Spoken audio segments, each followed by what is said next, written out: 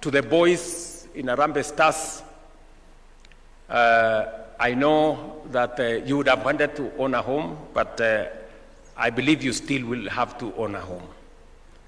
This is how we are going to do it. Yeah? The two-bedroom house that we had agreed on under our current arrangement in affordable housing costs 2 million shillings. We are going to pay for you half that amount. We're going to pay for you 1 million shillings.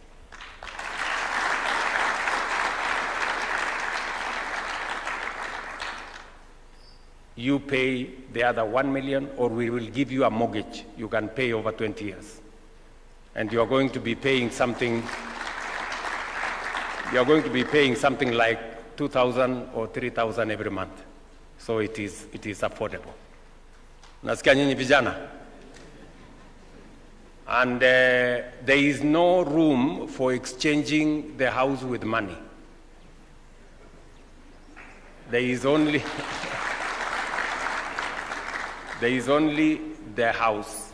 And as I told you, you will choose a house in a town you like. If you want it in Nairobi, if you want it in Mombasa, if you want it in Kisumu, Eldoret, Nakuru, wherever, we are developing housing in every town. In fact, we are developing housing in 200 sites across Kenya.